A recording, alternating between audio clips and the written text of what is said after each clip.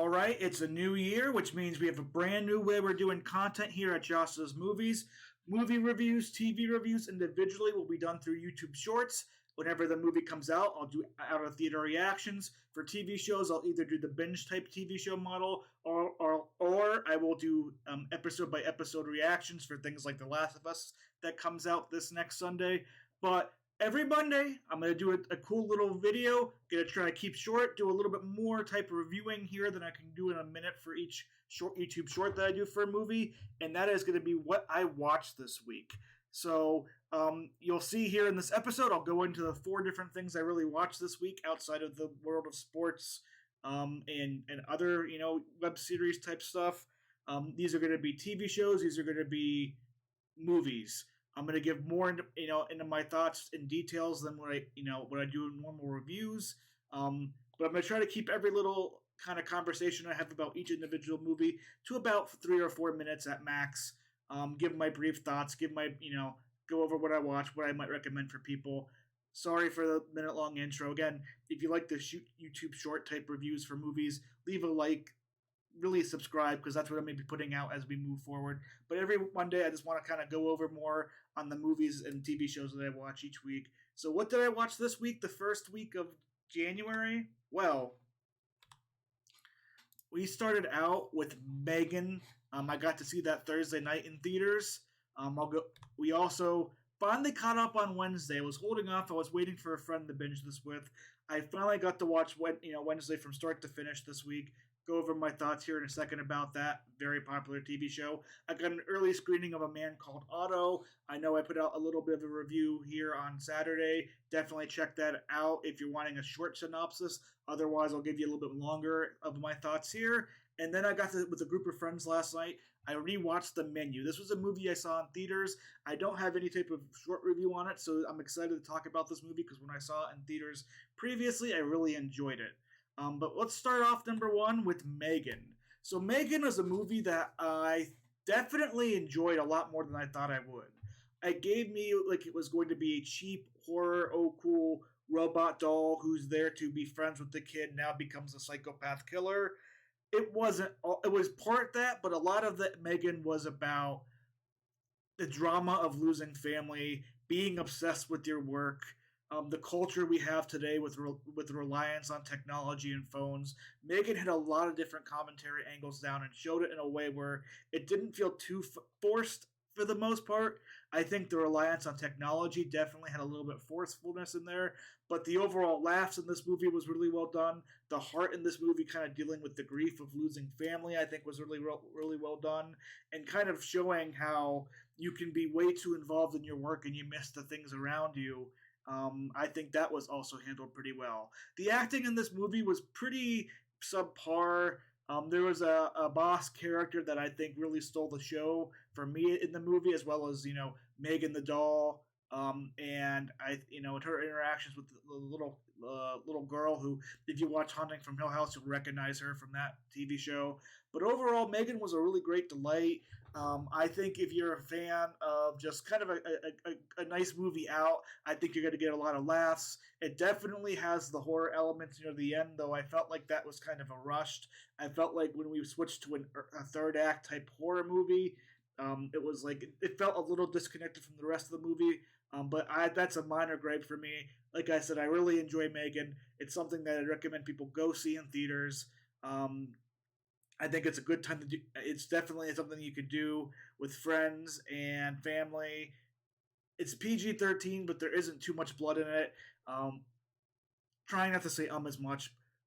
Definitely has a lot of fun moments in it.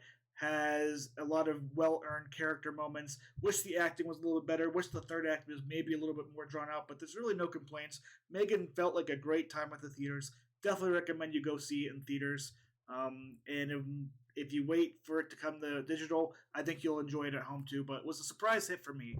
I was expecting maybe not to like this movie, but I really enjoyed it coming out of the theater. It's definitely something I would recommend people go and see if they have the time and they want to watch something in the movies. Next up, what I watched this week, I finally caught up. This show has been the most watched thing for like the last month and a half on Netflix. It took me a while to watch. I had a friend who said they wanted to watch it with me, so I held off, but we finally got ahead and binged it this week. We watched Wednesday. Now, this was a show that I have mixed feelings about because I think Jenna Ortega as Wednesday Adams and Emma Myers as her roommate, Enoch, do a fantastic job in this show. Really brings a lot of character, really brings a lot of energy. It really makes a lot of scenes work throughout the whole show. Wednesday in Enoch's relationship is definitely the reason why I am more positive on the show. Early on, I was definitely not enjoying Wednesday's kind of stubborn character. I was worried that they were going to turn her into a character that would kind of know it all, and that wasn't the case. She definitely gets humanized a bit in different ways while still keeping her Wednesday's punky attitude, her uh, very eccentric attitude, and that really worked for me in this show. I think Jenna Ortega is a coming out star.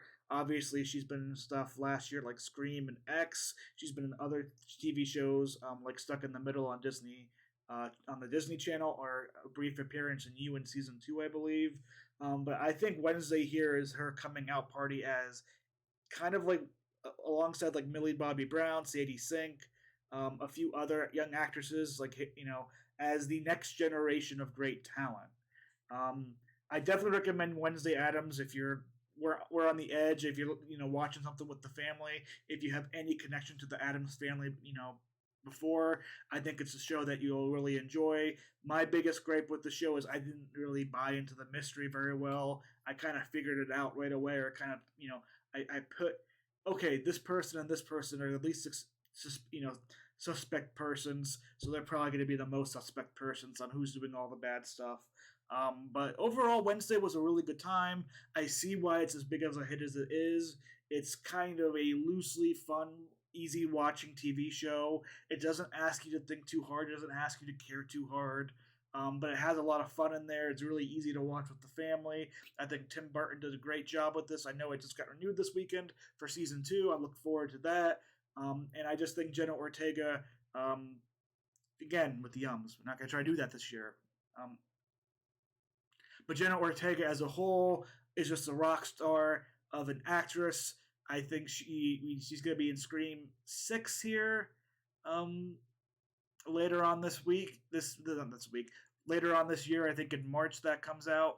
But Wednesday Addams, huge recommendation from me. If you have time to watch on Netflix, if you have a family, if you're looking for something that is just going to be easy to watch, popcorn type delight, Wednesday is the perfect show for that, and I am so happy to see it take off and be a success, because I feel like so many people in the TV industry and fans of the TV industry feels like you need like this big dramatic, big high production type show to be successful. This definitely is successful without having to do all those things, and it's not a bad thing at all. So that's Wednesday. Huge recommendation. We're going to move on now to another movie I saw over the weekend in limited release here in Boise, A Man Called Otto with Tom Hanks. This movie is releasing wide next week, and I know in my YouTube short review I made a disclaimer, and I'll do that up front here, is that this movie advertised itself very much as like a family-friendly, fun family film. Tom Hanks is kind of that grumpy old man that is just your typical boomer per se. And this little bit younger family moves in next door, and they lighten up his life. He ends up, as you see in the picture here, adopting a cat, and everything turns out well. Now, A Man Called Otto is a redo movie of a popular Swedish movie that from a few years ago, A Man Called Ove. This movie is not everything it's advertised as, and I'm not saying that in a bad way. I'm letting people know going in. In the first 10 or so minutes of the movie, you see Tom Hanks' Otto not just being miserable, but actually attempting suicide. This is something that he does throughout the whole movie multiple times. Definitely something that I want people to know going in, because I think the movie itself is very crowd pleasing. It wasn't my favorite overall of a movie from Tom Hanks, and not one of my favorite movies I've seen here recently. but I definitely know the theater enjoyed it a lot. I know it has high audience scores for the smaller amount of theaters that have had it, so I definitely think this is a movie that if you are going in kind of for a laugh and stuff, you probably will enjoy this a lot. Just be aware that there's going to be some suicide attempts and a heavy suicide feature in the first half of this movie. And if you do plan on taking kids, be aware of that ahead of time. Other than that, I think Tom Hanks does a great job here as Otto in this role. He definitely is funny and charismatic. You get that kind of I like you even though you're an asshole, Tom Hanks type of feel. You see his character kind of grow and realize that there's stuff left to live in life. His main drive in the movie, though, is that his wife had passed away about 6 months before the time of the time of the movie started, and he doesn't know how to live without her. Uh, there are some flashback sequences in the movie with Tom Hanks' son being the actor who plays the younger Otto.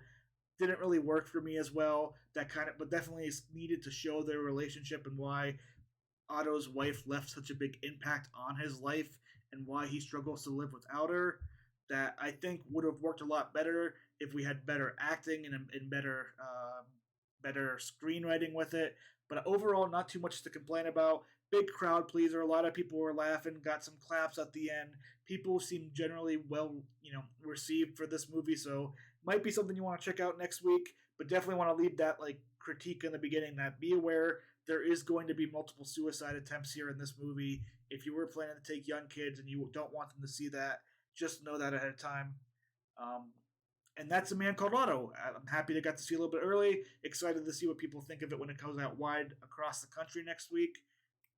But now, moving on to probably one of my favorite movies of 2022. I got to watch it with a bunch of friends last night. Introduced it to them is going to be The Menu. Now, this is on HBO Max right now. So if you are somebody who has HBO Max or adds it on to something like Hulu, I recommend you going out of your way and watching this movie.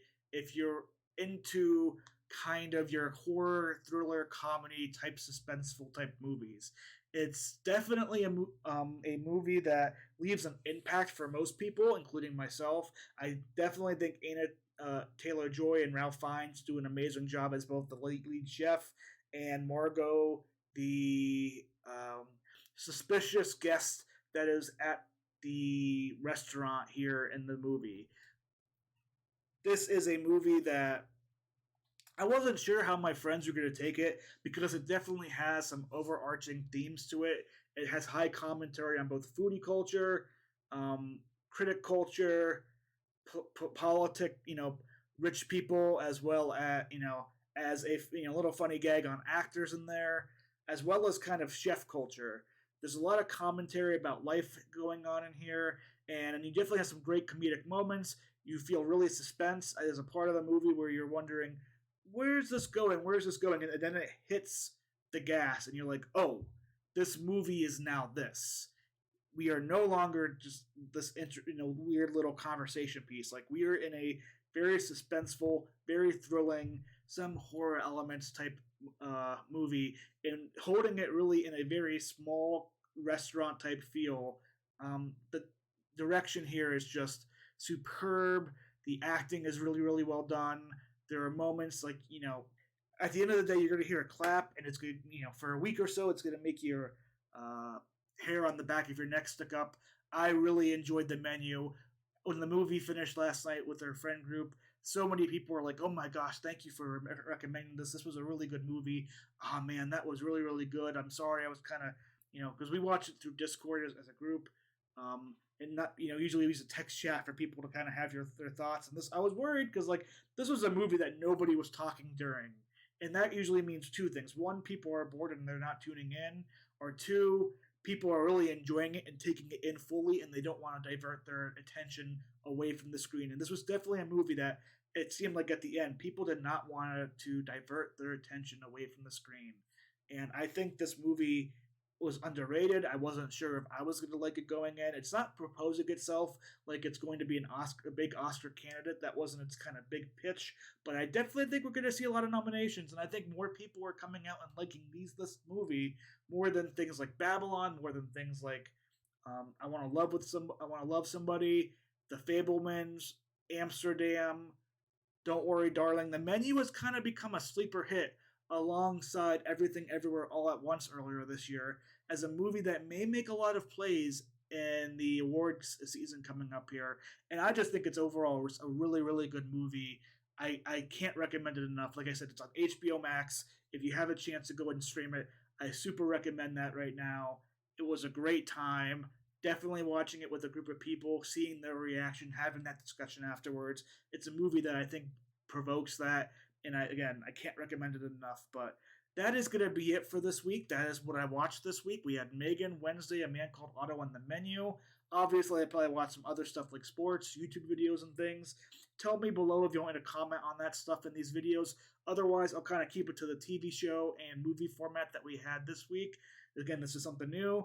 If you liked this video, please leave a like, leave a comment below. If you're looking forward to seeing my short reactions to movies that are coming out weekly, TV shows like The Last of Us that are coming out weekly, subscribe. I'm going to put those short contents out as much as I can, as well as some other little information things throughout the week about movies and TV shows.